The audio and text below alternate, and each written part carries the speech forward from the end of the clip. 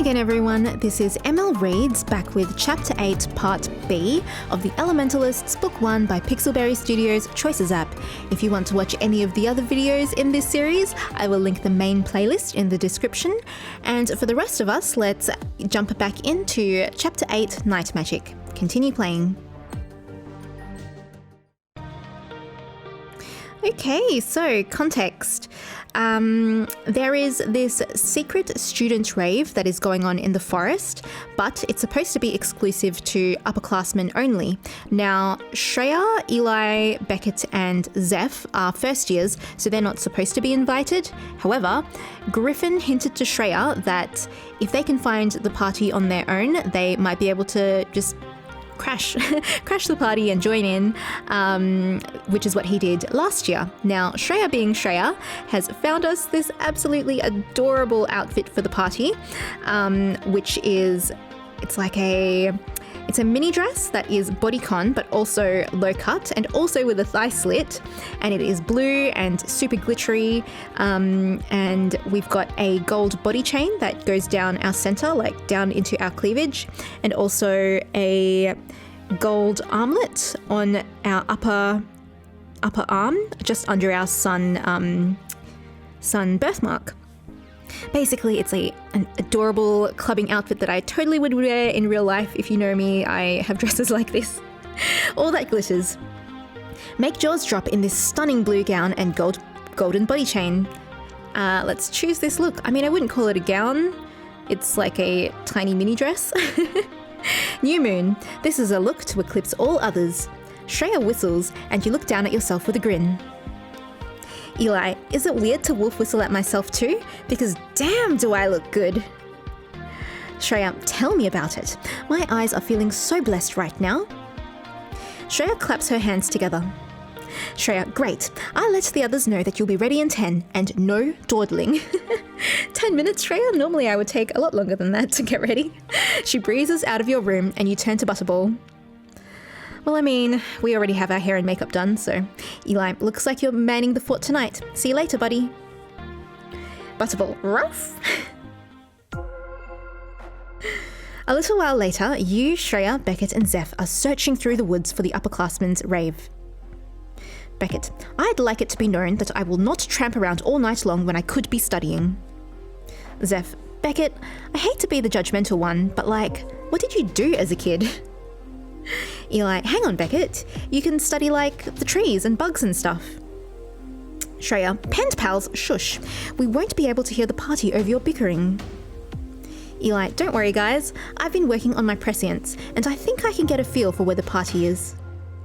You come to a stop and take a deep breath, focusing inwards to search out the glow of your sun magic. You feel it begin to flow outwards, as though it's guiding your way towards something. You have the urge to follow and get the briefest vision. And it's like a flash of this, it looks like an outdoors night rave party. But as your magic seeps out of you, you feel your strength waning. Eli, ugh. Zeph, Eli, you okay? Eli, totally fine. The rave's that way. You point toward a patch of trees and your friends take off with renewed enthusiasm.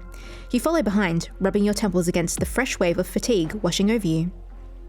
Eli, what's happening to me? And we found the party. So it's in the middle of the forest, and there's lights all around, floating lights and sparkles. It's multicolored lights, and there's this circular spiral. There's this spiral in the grass in front of us, and also a stone wall with a circular hole in the middle of it. Extra credit pays off. Your prescience helped you find the party on your own. Suddenly, you walk right into a clearing filled with lights, music, and students dancing and laughing. Griffin spots you from his perch on a low wall nearby. Griffin, hey guys, I knew you'd make it, and just in time to get in on the Moongate magic. He waves you over, and you join a group of students gathered around a circular hole in the wall. Eli, I'm guessing that's the Moongate, but what does it do? Student, and it looks like the student that we faced off against in Thief. It's like the stripy shirt student. Each year on the winter solstice, if you have enough magical energy gathered around, it'll take you back to your past. The catch is you don't know when you'll be taken back to, and it won't affect your present, but it's fun to relive things differently. Beckett, legitimate moon gates are extremely rare. They only work if they're built by the Fae. A man-made moon gate is nothing more than decoration. You look toward the circular archway, which swirls with magical energy as a student walks away from it, looking excited by what they saw. Stripy shirt student, any of you want to give it a go? Eli, I do! You step in front of the moon gate and stare into its swirling depths. Suddenly, it sucks you in. And then you're like underwater. Rushing water yanks you forward, forcing your eyes to squeeze shut against the current. After just a few seconds, you feel yourself being launched out of the water. You land on something hard and slowly open your eyes. Where are we? It's Pendergast School grounds. Eli, here again? Eli, it's my first day at Pendergast. I should, and the options are look for my reflection in the lake, do a cartwheel, or announce my arrival. Ooh, let's look for my reflection in the lake. I might still have a chance to catch her. You turn and dunk your head into the lake, but all you see is the bottom. You emerge and shake the water out of your hair. Beckett, are you having some sort of episode? Should I call the nurse? You whirl around and find Beckett standing behind you, watching you warily. Eli, Beckett! Wow, this is already different from last time. Beckett stumbles back. Beckett, who are you? How do you know my name? And what in the world are you wearing? Because we're still in our clubbing outfit. Beckett, intruders shouldn't be able to break through the wards, but perhaps the lake is a weak spot. I'll have you know I'm a highly proficient metalat. He raises his hands, magical energy crackling in his palms. Eli, I'm not an intruder. I know about you because of your astounding academic reputation. Beckett lowers his hands with a gloating smile. Beckett, ah yes, that makes sense. I suppose someone like you would know about someone as intelligent as me. Though I'm not sure how you managed to end up so far off course. I don't think anyone's ever come through the lake before. Eli, about that, and then the options are, I'm literally reliving my past, or you're just as cute as last time.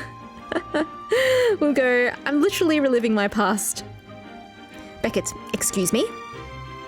Eli, like, I've been here, done this before. Well, not exactly this. I'm doing things a little differently this time.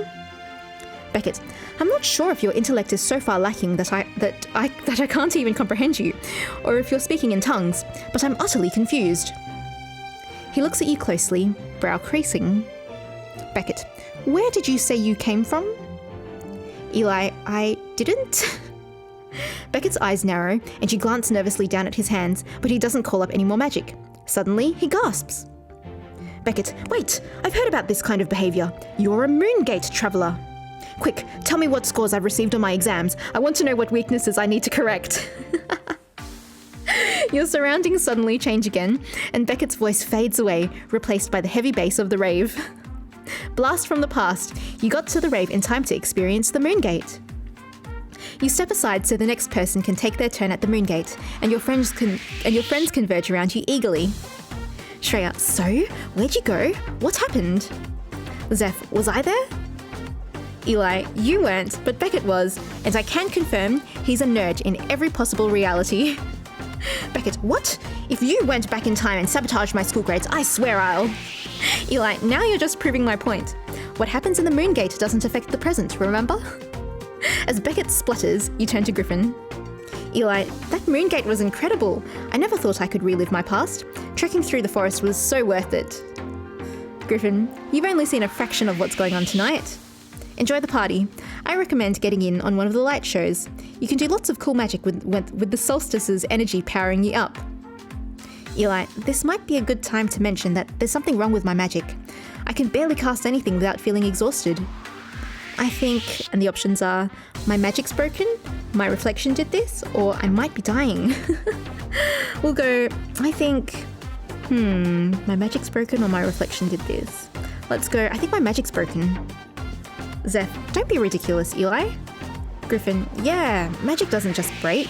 There's probably a simple explanation for this. Maybe you've just been practicing too much.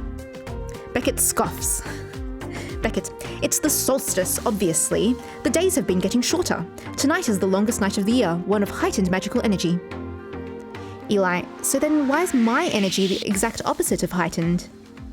Beckett, because you must also deal with the drain of the night upon your sun powers. Basically, it sucks to be a sunat tonight. Zeph, dang. So everyone gets the power up except Eli? That's rough, man. That's rough, buddy. Shreya, oh, come on. You don't need magic to have fun at a party. Think of all the parties you went to before you even knew you were attuned. Thanks, Shreya. Student, and it's like black crop top student. No magic at a solstice rave? What are you, tuneless? You turn to see two upperclassmen that you recognise from thief tryouts. And then green shirt student with her hair in a bun. And so she's saying, it's not that big of a deal, is it? Tonight's about celebrating the natural energy all around us. Just feeling it is enough. The other girl snorts, looking you up and down. Black crop top student. I'll admit that your outfit is so giving me fashion envy right now, but appearances are only half the bill. A solstice rave is about contributing to the magic, not just standing around and leeching off of everybody else's. She's rude. Shreya, how about you back off? Nobody asked for your opinion. Thanks, Shreya. Eli, Shreya, it's fine. I brought this. You reach into a pocket and take out a small crystal vial. A few ounces of golden liquid swell inside. You grin at the upperclassman. And then black crop top student. Yawn. What am I supposed to be looking at exactly? Eli, remember our daydream potion, Zeph? I might have kept a little bit for later. Zeph, ooh, Eli, you're bad. Beckett, you stole? From class? Shreya, but is it stealing if she made it herself? Experts say no. And by experts, I mean me. The upperclassman raises her eyebrows, looking intrigued. Black crop top student. Daydream potion, huh? And what's to prove that's the real thing? First years are notorious for botching their first batch of daydream potions. Eli, well, it looks like there's enough for each of us to take a sip. Who's feeling brave enough to test my potion making skills? Eli's got this. Beckett, I'm a bit concerned about how the magical amplification of the solstice may interfere with the potion's effects. Zeph, interfere or enhance? Pass it around, Eli. I can't wait to see what kind of magic I can do with some daydream potion helping. You let everyone take a sip before downing the last swallow yourself. It tastes like cider and leaves a slight burn in your nose afterwards. And then like the background's gone kind of like glitchy and fuzzy.